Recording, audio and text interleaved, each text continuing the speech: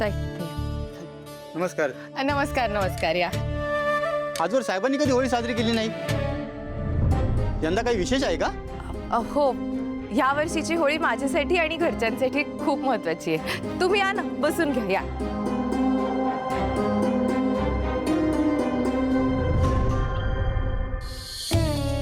काका काकू वा वा वा या या. श्रावणी, अगं शुभू कुठं दिसेना ते? दुसरं कुठलं तरी काम असेल इथेच कुठेतरी. तुम्ही या बसा, मी पण आले.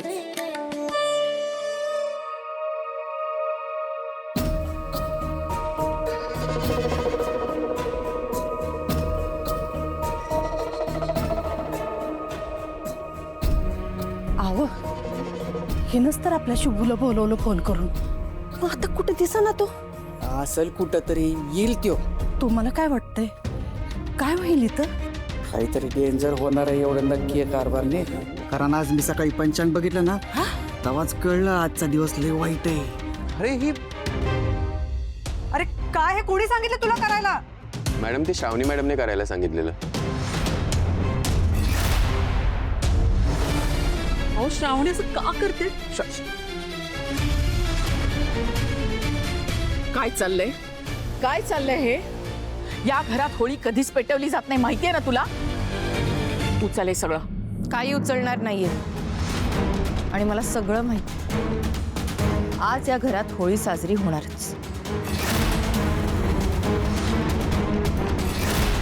माझं ऐकणार नाहीयेस? नाही ऐकणार आहे. तुझ्या बापाला कळलं ना? माझा बाप कोण आहे ते तरी कळू दे ना मला. नाही कळणार, कधीच कळणार नाही. आणि उगाच त्याच्या मुळाशी जायचा प्रयत्न केलास ना, तर जे हातात आहे ते सुद्धा गमावून बसशील. अलकनंदा मॅडम, जी लोक युद्धाला उतरतात ना, त्यांना काही गमावण्याची भीतीच नसते. युद्ध आहे तुझं हे? हो, नात्यांसाठी आणि नात्यांमुळेच तर कितीतरी युद्ध घडली. मला माझ्या प्रश्नांची उत्तर हवी आहेत, आज, इथे आणि आता.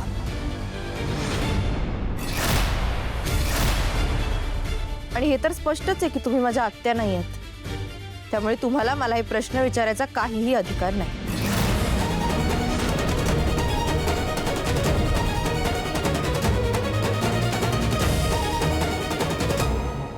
मग काय चाललंय हिचं हे सगळं? मूर्ख मुलगी आहे ती, होळी पेटवायला निघाली आहे. तिच्या डोक्यात नक्की काहीतरी शिस्त आहे, पण तिला जे पाहिजे ना ते तिला कधीच मिळणार नाही.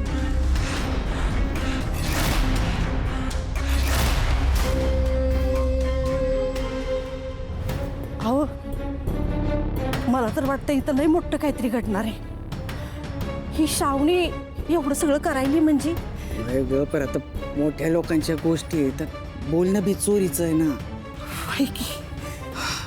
शुभू बी कुठं गेलाय? आत्या, चला की होळी खेळायला. सोबत आहे, घरातले कुठे गेलेत समदे? श्रावणीकडे गेलेत. श्रावणीकडे काय चाललंय? काय उठसूट समजे ते श्रावणीच्याच घरला जायला लागलेत. आता तिनं बोलवलंय म्हणून गेलेत. मला का नाही बोलवलं? मी पण गेलो असतो शुभू संगत. होय, आमंत्रण होतं वय तुला? हा, पण मला त्या श्रावणीच्या आमंत्रणाची काय पण गरज नाहीये. स्वीटे, आता तू आपल्या घरातली आहे म्हणून आम्ही तुला सांगतोय काय.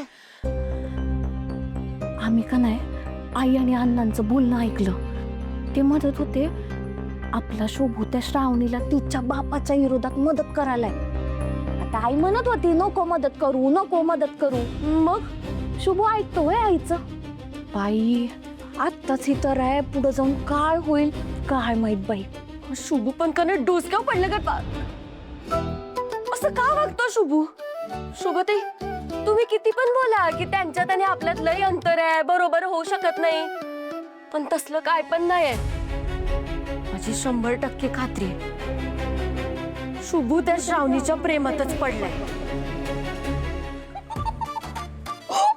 काय बोलायली स्वीटी? आपलं शुभू त्या श्रावणीच्या प्रेमात? आम्हाला सांग, तू एवढा रोज जीव ओवाळून टाकते त्याच्यावर. आतापर्यंत तुला एका शब्दाने बोललाय शुभू? कधीच नाही. हाय हिम्मत त्याच्या. मग आणि डायरेक्ट श्रावणीवर प्रेम एवढी काय मोठी लागून गेली आहे काय ती? हा नाही म्हणजे हाय तशी ती मोठीच आहे बाबा. पण तू कशाला टेन्शन घेते? नाही नाही, आम्हाला माहितीये ना आपलं शुभू ते काय श्रावणीवर प्रेम बिम करणार नाही. नाही नाही शोभाताई, तसलं नाही.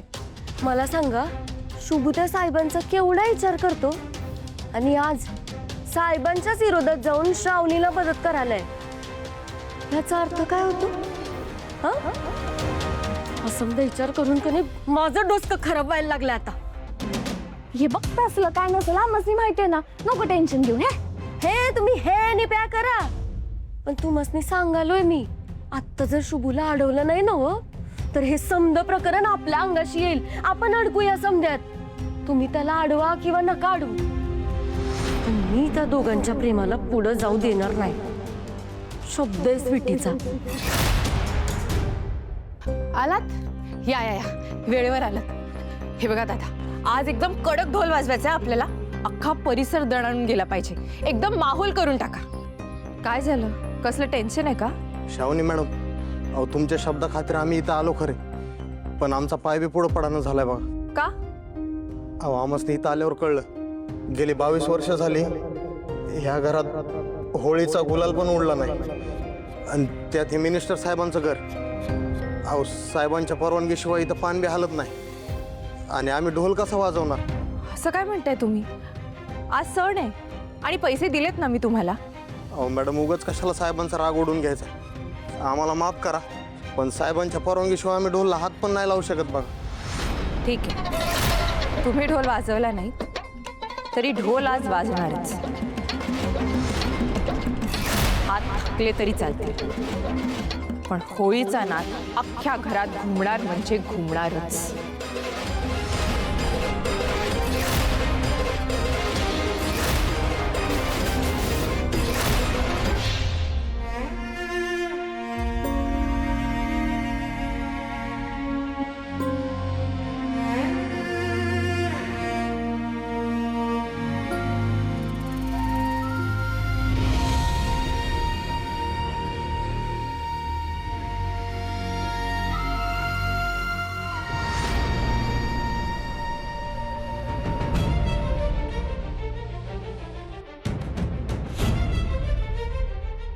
किती जिवंत वाटतंय ते फोटो, अगदी काल परवा काढल्यासारखे. फोटोतली तू अजूनही तशीच असतेस, आणि मी